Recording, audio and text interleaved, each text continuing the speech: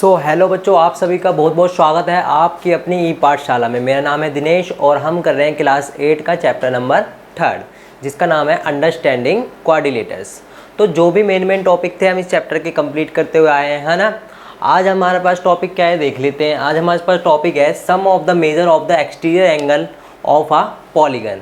Polygon भी पता है हमको, एक्सटीरियर और इंटीरियर एंगल क्या होते हैं ये मैं बता देता हूँ, ठीक है। देखो, एक्सटीरियर और इंटीरियर एंगल क्या होंगे। मान लो कोई भी पॉलीगन है हमारे पास, कोई भी पॉलीगन बना लो। मान लो पेंटागन बना लो, हेक्सागन बना लो, कोई भी पॉलीगन बना लेते हैं। मान लो हम हेक्सागन बना लेते हैं, ठीक है। ये देखो बना लिया। अब देखो जो अंदर के एंगल बनेंगे ना, ये इनको कहते हैं हम इंटीरियर एंगल, ठीक है। जो अंदर एंगल बनते हैं ये हमने 7th क्लास में ही पढ़ा है ना। इंटीरियर एंगल और एक्सटीरियर एंगल। इंटीरियर मतलब जो अंदर का पार्ट हो, एक्सटीरियर मतलब जो बाहर का पार्ट हो, है ना।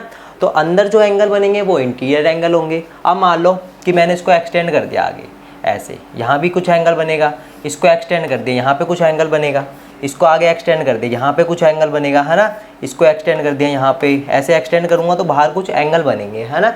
तो वो क्या होंगे, यानी कि जो हमारी जो बाउंड्री है उससे बाहर एंगल बनेंगे उसको क्या कहते हैं, एक्सटीरियर एंगल, ठीक है। तो देखो यहाँ पे जैसे मैंने एक पेंटागन बना रखा है, पॉलीगन है ये भी, पेंटागन, है ना। देखो तो जो ये जो एंगल बन रहे हैं इसकी बाउंड्री से बाहर बन रहे हैं, है ना। ये देखो ये एक बाहर एंगल है, ये एक बाहर एंगल है, तो ये क्या है, एक्सटीरियर एंगल है ना।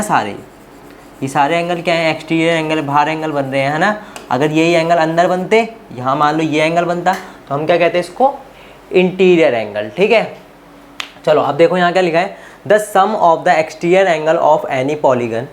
कोई भी पॉलीगन हो, एक्सटीरियर एंगल का सम, जो भी उसके बाहर के एंगल होंगे वो किसके बराबर होंगे, विल बी 360, ठीक है। हमको पता है, देखो हमको पता है कि भाई जो ट्रायंगल होता है, ठीक है, इसके तीनों एंगलों का सम कितना होता है। मान लो ये 1 2 3 कितना होता है, angle 1 plus angle 2 plus angle 3 किसके बराबर होता है, हमेशा 180 के बराबर, है ना। तीनों एंगलों का सम कितना होता है, 180 के बराबर होता है। ये तो हमको सबको पता है पहले से ही।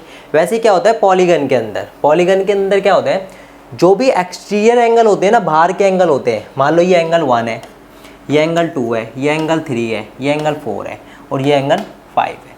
जो भी बाहर के एंगल होते हैं ना, उन सब का सम किसके बराबर होता है, 360 के बराबर होता है, ठीक है। जैसे मैं यहाँ पे लिख सकता हूँ कि angle 1 plus angle 2 plus angle 3 plus angle 4 plus angle 5 equal to 360 degree, ठीक है। यही पढ़ा है मैंने यहाँ पर कि the sum of the exterior angle of any polygon will be 360। This is use to find the number of side in a regular polygon में। और ये जो हमने 360 रखा है यही हमको नंबर ऑफ साइड भी ढूंढने के काम आएगा आगे जाके, ठीक है। जहाँ पे हमको एक्सटीरियर एंगल का सम दे रखेंगे, हमको कुछ और भी दे रखेंगे, वहाँ से हमको नंबर ऑफ साइड फाइंड करनी होगी, ठीक है। अभी हम आगे पढ़ते जाएंगे सारी चीज़ें, ठीक है। अभी बस तुम इतना सा याद रखो कि जो भी पॉलीगन है उसके एक्सटीरियर एंगल का सम कितना होगा, 360 के बराबर होगा, चाहे वो कोई भी पॉलीगन हो, ठीक है।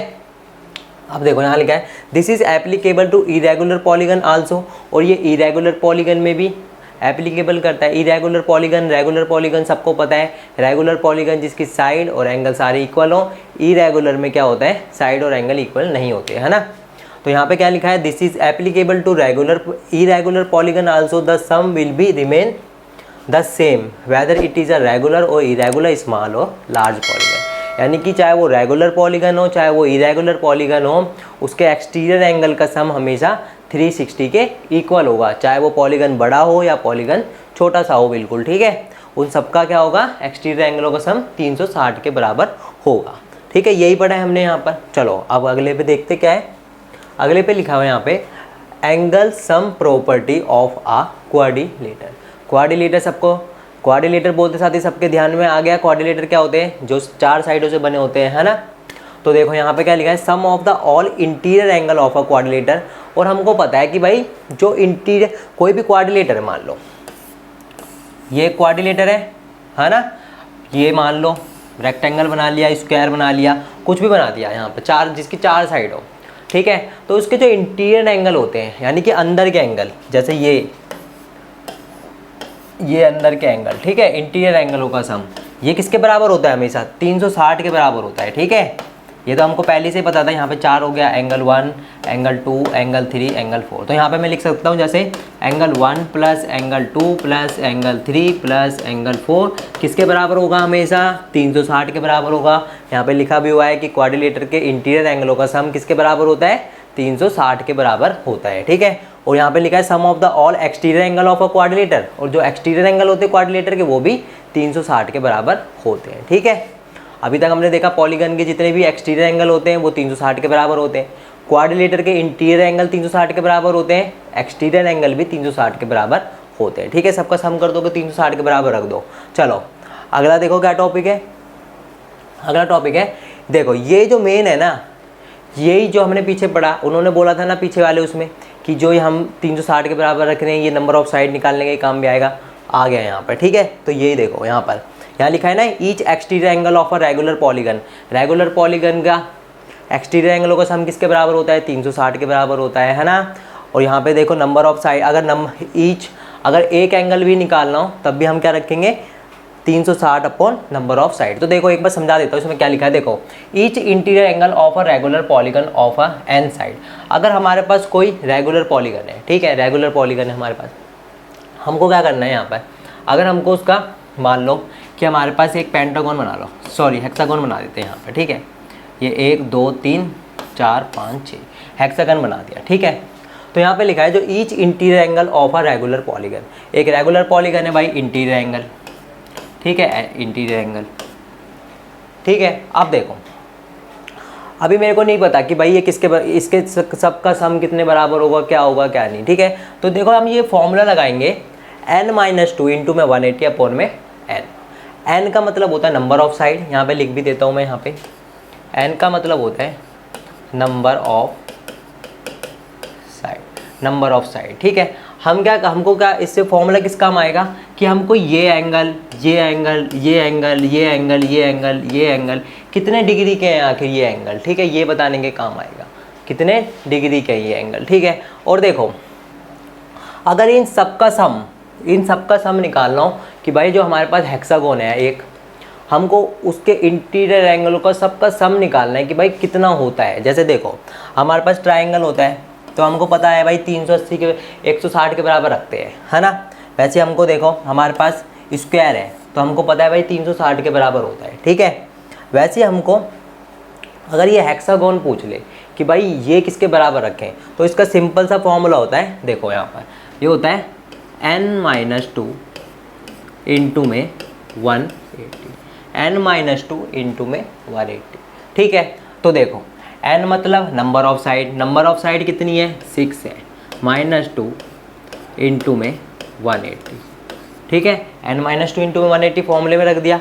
नंबर ऑफ साइड कितनी थी? 6 थी, तो 6 रख दिया, 6 - 2 इंटू में 180, तो 6 में से 2 गए, 4 बचेगा इंटू में 180, ठीक है। तो ये कितना आ जाएगा? मल्टीप्लाई कर दो, 4 0 0 8 चौक 32 का 2 हासिल लगा 3, 4 एकम 4 3 7, यानी कि जब हम इन सबको देखो यहाँ पे angle 1, angle 2, angle 3, angle 4, angle 5, angle 6, जब हम angle 1, angle 2, angle 3, angle 4, angle 5, angle 6 किसके बराबर रखेंगे हम? हमेशा 720 के बराबर, ठीक है। पेंटागन का कुछ और होगा, पेंटागन के सारे एंगलों का सम कुछ और होगा, है ना। हेक्सागन का 720 है, वैसे ऑक्टागन का होगा, नोनागन का होगा, वैसे अलग अलग होंगे। बस हमको एक सिंपल सा फॉर्मूला रखना है। अगर सम ऑफ ऑल इंटीरियर एंगल पूछ ले तो n-2 इंटू में 180, ठीक है। और अगर देखो एक एंगल निकालना हो कि भाई ये तो हमको पता चल गया कि इन सबका सम 720 के बराबर है, ठीक है। ये तो हमको पता चल गया कि भाई इसके सबका सम किसके बराबर है? 720 के बराबर है। अगर मेरे से पूछे कि भाई ये एंगल 6 कितने डिग्री का है, एंगल 6 कितने डिग्री का या एंगल 1 कितने डिग्री का है, तो हमको क्या करना है?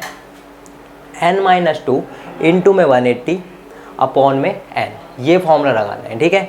n-2 इंटू में 180 अपॉन में n, ये लगाना है, ठीक है।